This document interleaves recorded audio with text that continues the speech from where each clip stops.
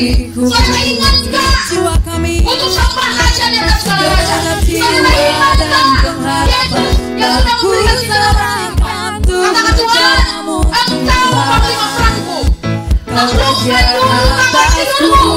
Sebelum kau datang ke bangsa yang besar ini. Sebelum kau dibawa ke bangsa-bangsa. Taklukkan dulu.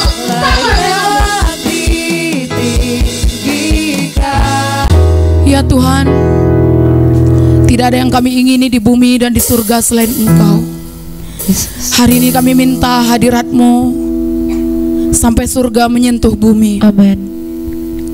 Setiap kami yang mendengarkan pada hari ini, di tempat ini, dari rumah, dari radio, dimanapun jemaat-Mu berada pada hari ini, berbicaralah Engkau bagi setiap kami Tuhan. Nyatakan kebenaran-Mu, nyatakan isi hati-Mu. Tuhan, hamba berdoa hari ini, sehingga Engkau berikan kami pengertian yang baru. Kami dapat menangkap dengan utuh kebenaran firman Tuhan hari ini. Amin. Kami dapat menangkap dengan utuh pesan Tuhan pada hari ini bagi setiap kami. Kami manusia yang lemah Tuhan. Oleh karena itu Roh-Mu yang memampukan kami. Sehingga Tuhan hari ini kebenaran firman-Mu mengubahkan hidup kami. Yes, Jesus. Dan kami tidak pernah sama lagi. Amin. Hidup kami diubahkan hari ini oleh kebenaran firman-Mu. Berbicaralah Engkau bagi setiap kami Tuhan. Urapi juga hamba-Mu. Ambil alih hamba-Mu Tuhan, untuk Kau pakai hari ini menyatakan isi hati-Mu. Ibadah ini awal, pertengahan hingga akhir, semuanya tentang Engkau Yesus Kristus. Terima kasih Tuhan buat kebaikan-Mu. Di dalam nama Yesus kami berdoa dan mengucap syukur. Haleluya. Amin. Shalom Bapak Ibu saudara terkasih di dalam nama Tuhan Yesus. Dari ujung ke ujung saudara, walaupun kita mungkin tidak bertatap muka, di belakang juga ada saudara, tapi saya katakan shalom dari tempat ini bagi setiap kita. Haleluya. Bagi pendengar radio Ersana FM, Bunga Bakung, maupun dari Facebook ya, dari YouTube, semuanya hari ini berkat Tuhan dicurahkan bagi setiap kita. Saudara, kita mau belajar sedikit kebenaran firman Tuhan hari ini. Saudara, kalau saudara lihat iklan semalam ya, iklan untuk hari ini ibadah, saya berikan judul tentang Indonesia diselamatkan saudara. Saudara, Indonesia ada di tangan saudara dan saya.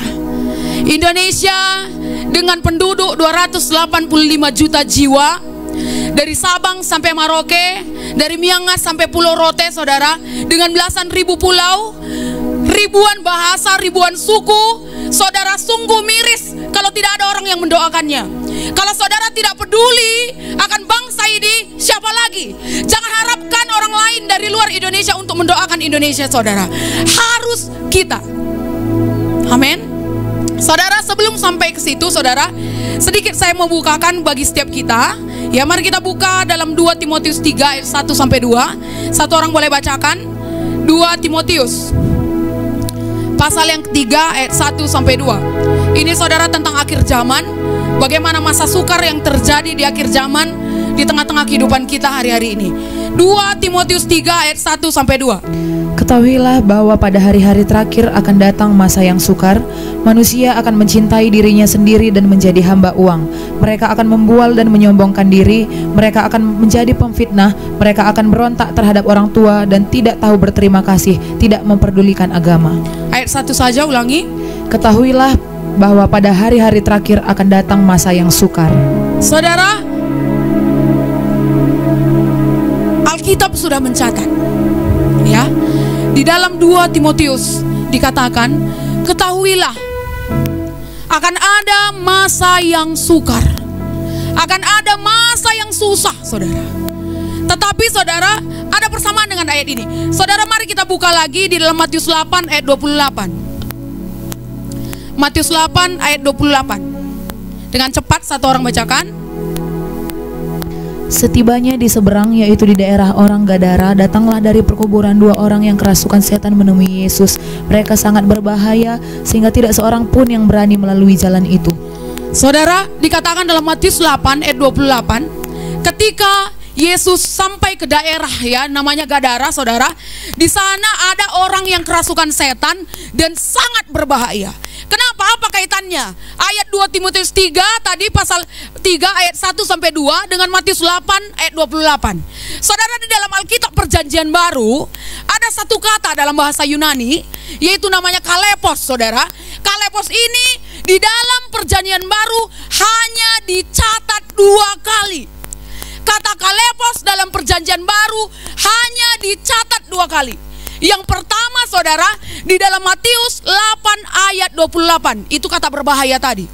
Dan yang kedua, di dalam 2 Timotius 3 ayat 1. Itu masa sukar, saudara. Apa artinya kalepos? Ternyata, saudara, masa sukar yang diceritakan di dalam 2 Timotius 3 ayat 1 tadi sama dengan Matius 8 ayat 28 tadi. Masa sukar akan terjadi. Dan itu, saudara, ternyata masa sukar tersebut di bawah pengaruh setan, saudara. Dari mana kita tahu? Dalam Matius 8 ayat 28 tadi dikatakan ada orang kerasukan setan di situ dan mereka sangat berbahaya. Kata yang sama dipakai dalam 2 Timotius 3 ayat 1. Berarti, saudara, di akhir zaman ini nanti ada masa yang sukar, ya. Dalam masa yang sukar itu, saudara, bagaimana ya? Masa yang sukar itu, saudara, di bawah pengaruh setan. Bagaimana orang-orang di ayat 2 dikatakan mencintai dirinya sendiri. Ayat 2 saja boleh bacakan, 2 Timotius 3 ayat 2 tadi. Silakan buka, saudara. Kalau saudara bawa Alkitab, buka, saudara. Kalau saudara punya catatan, catat, saudara. Belajar lagi. Kita mau tahu, kita harus berjaga-jaga untuk menjadi Kristen yang kuat, untuk menjadi Kristen yang tidak ditipu oleh setan. 2 Timotius 3 ayat 2. Manusia akan mencintai dirinya sendiri dan menjadi hamba uang. Mereka akan membual dan menyombongkan diri.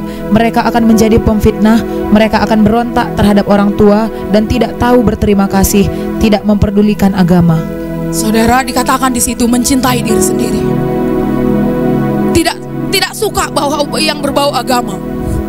Suka membual, suka menyombongkan diri, tidak hormat kepada orang tua.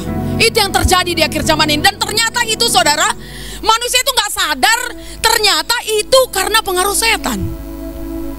Karena dalam Matius 8 ayat 28 tadi dikatakan kalepos itu, saudara, ternyata ya berbahaya karena di bawah atmosfer setan, saudara. Jadi, saudara, ya, saya mau katakan bagi setiap kita, mari kita belajar. Sebelum kita belajar tentang keselamatan Indonesia, bagaimana mungkin kita mendoakan Indonesia yang besar ini, ya? Bagaimana mungkin kita mendoakan bangsa yang besar ini? Kita punya hati buat bangsa yang besar ini. Kalau kita pun pribadi, ya, kita pribadi, keluarga kita belum kita perangi, belum menang, saudara. Belum lepas dari tipu daya setan. Kita dulu. Mungkin kalau kita ditanya, mau nggak taklukkan Indonesia? Mau. Mau nggak taklukkan bangsa-bangsa? Mau. Taklukkan dulu kamar tidurmu, saudara. Apa maksudnya? Taklukkan dulu kamar tidurmu sebelum kau menaklukkan bangsa yang besar ini. Sebelum kau dibawa ke bangsa-bangsa, taklukkan dulu kamar tidurmu. Artinya, saudara, ketika saudara bangun pagi hari, saudara ingat enggak untuk sembah raja di atas segala raja? Saudara ingat enggak Yesus yang sudah memberikan kita napas kehidupan? Ingat enggak mendoakan saudara-saudara kita? Ingat enggak mendoakan mama kita, bapak kita, anak-anak kita, seninata, turangta, ingat dutalang? Kita dulu, saudara. Amin. Karena kalau kita pun belum menang secara pribadi dan keluarga kita belum kita bawa kepada Tuhan, saudara, bagaimana mungkin Tuhan bawa kita untuk satu destiny yang besar untuk keselamatan bangsa ini? Kita dulu. Amin. Kita dulu, saudara. Saudara, kenapa mesti peperangan, cerita peperangan? Ngapain rupanya kita perang-perang? Saudara tahu dalam satu buku, nama judul buku itu, saudara, No Plan B. Nggak ada rencana B, nggak ada.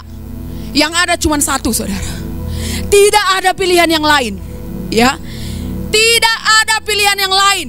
Saudara suka atau tidak suka, percaya atau tidak percaya, saudara diam atau bergerak, saudara diam atau melawan.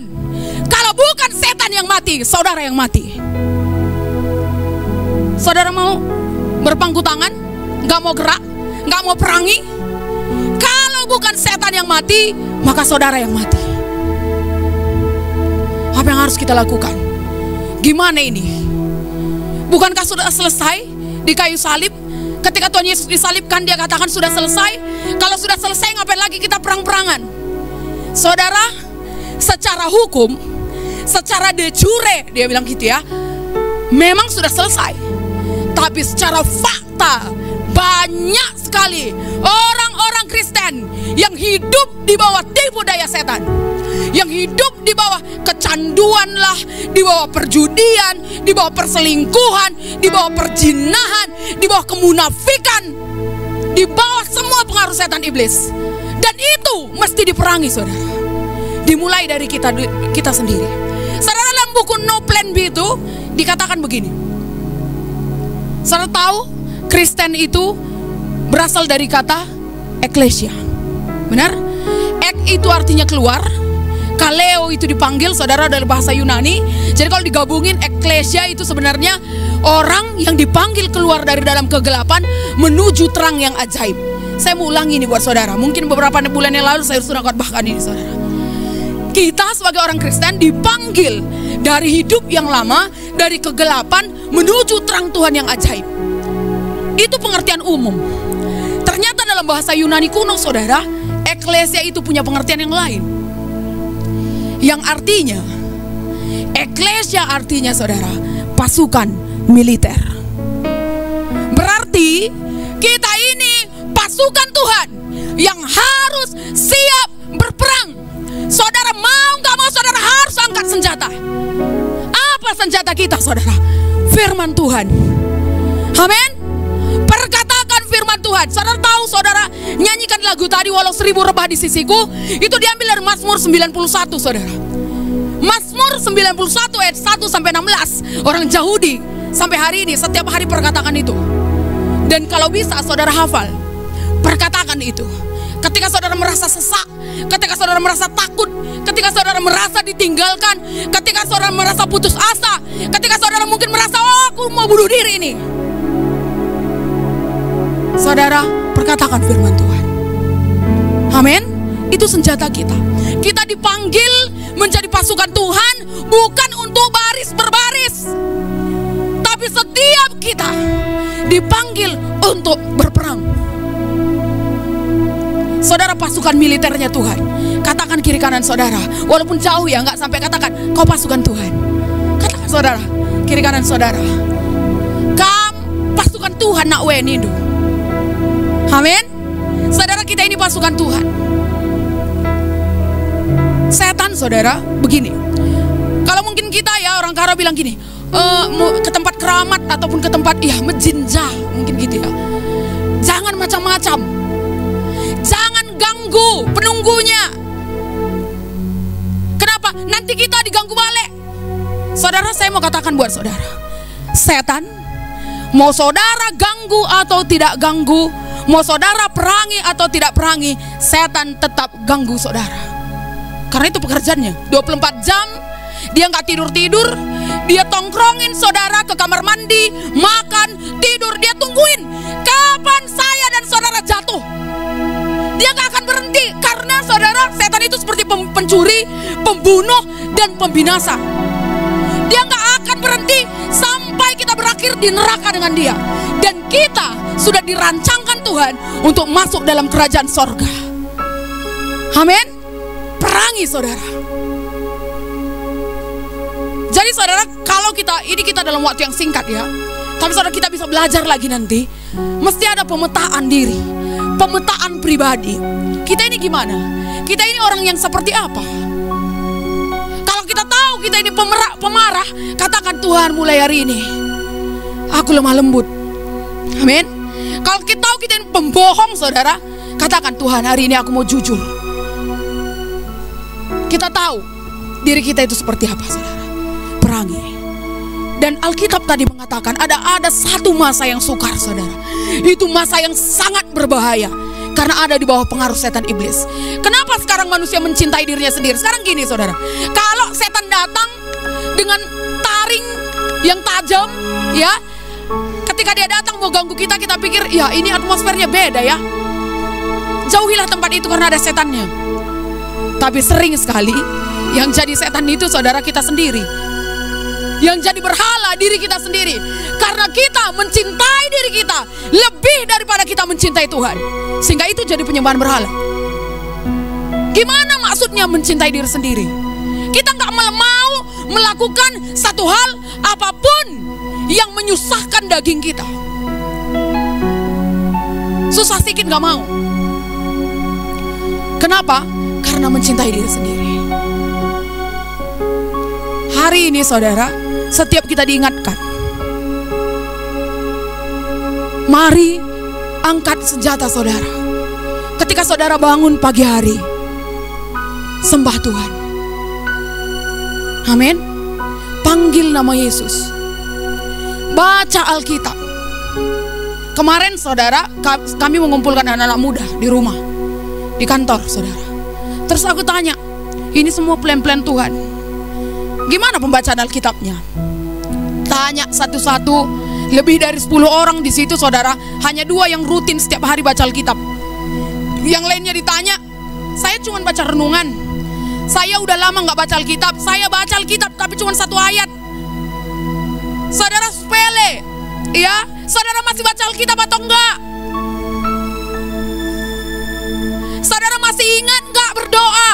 Atau udah ya Tuhan, doaku kayak semalam, aku udah ngantuk. Ataupun ketika saudara mau tidur, saudara doa aminnya besok pagi. Karena saudara gak lagi punya hati, gak lagi suka hal-hal yang berbau agama. Kalau ada orang lain yang terlalu rohani menurut kita, sok suci, gak cocok dengan zaman modern hari ini. Saudara, hari ini kita dipanggil, ya, terlepas dari apapun kata orang-orang di luar sana, kita harus punya hubungan pribadi yang intim dengan Tuhan. Amin.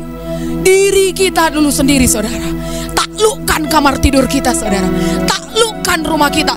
Perhadapkan orang tua kita, bagi saudara yang orang-orang muda, perhadapkan orang tua saudara kepada Tuhan. Perhadapkan saudara-saudara kita, anak-anak kita, pekerjaan kita, hidup kita, perhadapkan kepada Tuhan. Karena saudara adalah imamat yang rajani. Amin. Hanya imam yang boleh ketemu Tuhan. Dan saudara juga raja. Artinya, saudara, ketika saya katakan tadi perangi, pakai kebenaran firman Tuhan, ya, perkatakan. Ayat firman Tuhan itu perkatakan. Saudara ingat Tuhan Yesus ketika dia berpuasa 40 hari 40 malam, setan datang cobai dia 3 kali. Dia katakan apa? Ada tertulis. Dia lawan setan pakai firman Tuhan, kan? Yesus melawan setan, mengusir setan dengan firman Tuhan. Yesus katakan begini, ada tertulis, manusia hidup bukan dari roti saja. Ada tertulis, jangan cobai Tuhan Allahmu. Ada tertulis. Saudara juga sama. Ketika saudara takut, katakan ada tertulis. Perkatakan Mazmur 91, saudara. Ketika saudara tahu ini susah, ini situasi di depanku ini susah, aku gak bisa berperang sendirian, katakan Tuhan, Engkau panglima perangku, sebab ada tertulis. Perkatakan firman Tuhan, saudara. Apa yang membuat saudara susah hari ini? Katakan ada tertulis. Amin. Dengan iman yang dari Tuhan, ada tertulis. Oke, kita perang. Siapa lawan kita? Saya jelas tadi katakan, lawan kita setan. Efesus 6 ayat 12 mengatakan, satu orang bacakan Efesus 6. Karena perjuangan kita bukanlah melawan darah dan daging, Amin. tetapi melawan pemerintah-pemerintah, melawan penguasa-penguasa, melawan penghulu-penghulu dunia yang gelap ini, melawan roh-roh jahat di udara. Lawan kita bukan darah dan daging. Lawan saudara bukan agama tetangga. Lawan kita bukan suku lain. Lawan kita bukan tetangga kita. Selama dia masih manusia, dia bukan lawan kita, saudara. Tapi lawan kita adalah penguasa-penguasa di udara, roh-roh teritorial, saudara, yang bergerak di atas kita. Itu yang harus diperangi. Ketika alam roh kita perangi dan itu dimenangkan, alam jasmani itu gampang, dia akan mengikuti. Tapi saudara, ketika secara alam roh kita nggak menang, secara jasmani itu susah. Saya percaya hari ini setiap kita diingatkan untuk mari bergerak bersama Tuhan. Saudara dan saya dipanggil menjadi pasukan Tuhan. Saudara dan saya harus angkat senjata. Saudara dan saya harus perhadapkan diri kita pribadi, keluarga kita kepada Tuhan. Dan kita dipanggil untuk membawa keselamatan bagi Indonesia. Berpuluh-puluh provinsi saudara di seluruh Indonesia. Saya sudah katakan tadi belasan ribu pulau. Bahkan banyak pulau-pulau di Indonesia yang belum ada namanya saudara. Pulau-pulau terbesar saudara tahu. Banyak provinsi di Indonesia, dari Sabang sampai Merauke, dari Miangas sampai Pulau Rote saudara. Daerah-daerah perbatasan, baik laut, darat, udara, saudara, itu harus dijaga. Nggak cukup TNI Polri untuk menjaganya saudara. Saudara dipanggil menjadi pasukan Tuhan. Berdoa bagi Indonesia. Amin. Saudara, ternyata di Alkitab dicatat begini, di dalam Wahyu 5 ayat 8, ternyata ada cawan doa. Mari kita baca Wahyu 5 ayat 8. Ada cawan doa. Ketika ia mengambil gulungan kitab itu, tersungkurlah keempat makhluk dan ke-24 tua-tua itu di hadapan anak domba itu, masing-masing memegang satu kecapi dan satu cawan emas penuh dengan kemenyan. Itulah doa-doa orang kudus. Saudara, ada cawan, ada takaran di hadapan Tuhan. Saudara mau Indonesia diselamatkan? Saudara mau 285 juta jiwa di Indonesia lebih mengenal Yesus Kristus sebagai Tuhan dan Juru Selamat? Karena kita tahu benar, hanya satu Juru Selamat saudara, dan itu Yesus Kristus. Hanya ada satu Tuhan di atas segala Tuhan, Raja di atas segala Raja, nama di atas segala nama, yaitu Yesus Kristus. Saudara, bahkan jutaan orang, karena kita nggak lihat saudara, mereka sedang antri ya masuk ke neraka satu persatu. Kenapa mereka masuk neraka? Karena saudara, kurangnya orang-orang yang memberitakan firman Tuhan, kurangnya orang-orang yang berdoa untuk mendukung hamba-hamba Tuhan. Mereka mati satu persatu, binasa masuk ke neraka saudara. Kenapa? Karena kita nggak peduli, kita cuek, kita hanya mikirin diri kita sendiri. Ada roh mengasihani diri sendiri saudara, itu kuat sekali ya. Banyak orang yang hanya mengasihani dirinya sendiri saudara. Sehingga apa? Jangankan berdoa untuk tanah karo, jangankan berdoa untuk tetangga, untuk diriku sendiri pun aku nggak sanggup. Jadi saudara, ternyata di hadapan Tuhan itu ada cawan. Ketika saya berdoa, cawan itu bertambah isinya. Ketika saudara berdoa, cawan itu bertambah isinya. Ketika lebih banyak lagi orang-orang berdoa, cawan itu bertambah isinya. Semakin bertambah, semakin bertambah, semakin bertambah. Dan ketika cawan itu penuh, itu akan ditumpahkan dan Indonesia akan diselamatkan. Tapi masalahnya begini, ternyata selain cawan doa, juga ada cawan murka Allah. Ketika kita berlomba untuk memenuhi cawan doa tersebut, ternyata banyak juga orang-orang di luar sana yang gak peduli. Sudah berbulan-bulan kita dalam keadaan pandemi saudara, COVID-19. Kita merasa mungkin dengan adanya situasi seperti ini mungkin banyak orang yang bertobat. Tapi banyak juga orang yang tetap jahat, tetap berzina, tetap saudara tetap mencuri yang mencuri, tetap berdukun yang berdukun saudara, tidak bertobat. Dan itu saudara menambah murka Tuhan. Sekarang ini kita lagi lomba, mana duluan yang penuh. Kalau murka Tuhan, cawan murka Tuhan itu yang duluan penuh, dan ketika itu ditumpahkan, maka Indonesia tidak akan diselamatkan. Tapi ketika cawan doa itu yang penuh saudara, cawan kebaikan itu yang penuh, ketika itu ditumpahkan, akan terjadi grand final harvest di Indonesia. Penuaian terbesar akan terjadi di Indonesia. Karena banyak pendoa-pendoa berkata begini, roh lawatan yang ada di Korea saudara sedang pindah ke Indonesia. Indonesia akan diselamatkan. Indonesia akan diselamatkan, saudara. Dan itu nasibnya itu ada di tangan saudara. Kalau saudara punya hati untuk berdoa bagi bangsa ini, saudara, mari kita dulu, keluarga kita, tanah Karo yang kita cintai 17 kecamatan ini, saudara, doakan Bapak Bupati kita, doakan saudara, gereja-gereja kita dimanapun saudara berada, doakan lurah Do, doakan ketua RT Do, doakan camat kita, saudara. Jangan-jangan kita pun gak tahu siapa camat kita. Saudara, mari saudara, siapa ketua DPR kita, jangan-jangan kita gak tahu. Berarti cuek. Makanya saudara, ada kita buat gerakan, ada Pak Yeri bikin gerakan gini, gerakan stop cuek. Kenapa? Emang cuek itu berbahaya, berbahaya sekali. Saudara tahu, beberapa tahun yang lalu ada acara anak muda, saudara, seperti apa ya, konser gitu. Ada satu orang overdosis, saudara, di dekat pagar masuk. Orang itu udah hampir mati, saudara. Bukannya ditolong, tapi divideokan. Kenapa? Karena cuek. Lebih hebat nanti nih video ini viral daripada nolong orang itu tadi. Kenapa? Cuek, saudara. Jadi gerakan stop cuek. Mari peduli. Indonesia butuh saya dan saudara. Amin. Doakan bapak-bapak tentara kita, doakan bapak-bapak polisi kita, doakan tim kesehatan di seluruh Indonesia, doakan para menteri, doakan saudara anggota DPR, anggota MPR, setiap kepala daerah di seluruh Indonesia, doakan bapak presiden kita, saudara, doakan bapak wakil presiden kita. Mari bawa setiap hari kepada Tuhan. Indonesia harus diselamatkan. Amin. Mari kita datang kepada Tuhan.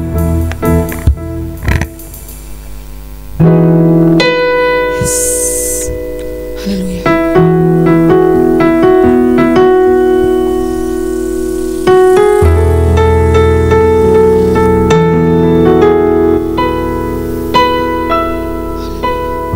Saya serahkan kepada Bapak Gembala.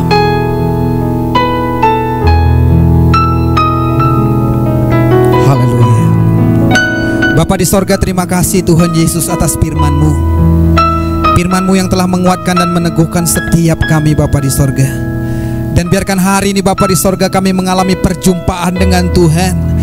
Bapa di sorga, kami rindukan Bapa di sorga, cawan doa kami dipenuhkan. Semuanya kami datang kepada Tuhan Bapa di sorga. Dan hari ini Bapa di sorga, kami rindu sekali Tuhan Yesus, dari ujung rambut sampai ujung kuku kami, Bapa di sorga mengurapi setiap kami. Terima kasih Tuhan. Terima kasih Bapa di sorga atas firman yang telah kami dengarkan hari ini. Terima kasih Bapa di sorga buat lawatan-Mu atas Indonesia. Terima kasih Bapa di sorga buat lawatan-Mu atas tanah Karo. Terima kasih Tuhan untuk lawatan-Mu untuk keluarga kami. Terima kasih Bapa di sorga buat lawatan-Mu Bapa di sorga untuk hidup kami secara pribadi. Bapa, terima kasih Tuhan. Kami sungguh bersyukur buat karena kasih Tuhan. Terima kasih Bapa. Kalau sebentar Tuhan, kami akan memberikan persembahan ucapan syukur kami. Setiap rupiah yang kami taburkan Bapa di sorga, biarkan itu untuk kemuliaan nama Tuhan. Berkati Bapa di sorga yang ada pada kami, dan kami percaya Tuhan, semua yang ada pada kami datangnya daripada Tuhan. Terima kasih Bapa di sorga. Dan sebentar Bapa, kami akan terima berkat yang datangnya daripada Tuhan. Mari Bapak Ibu Saudara kekasih Tuhan Yesus, angkat tangan kita dan hadapkan wajah kita kepada Tuhan. Kita akan terima berkat besar yang datang daripada Tuhan. Kalau demikian saudaraku, pulanglah dan lakukanlah firman itu dengan takut dan gentar kepada Dia, Tuhan Yesus Allah kita. Tuhan Yesus memberkati engkau. Persekutuan Bapa dengan Roh Kudus menyertai engkau mulai hari ini dan sampai Maranatha, Yesus datang kali kedua.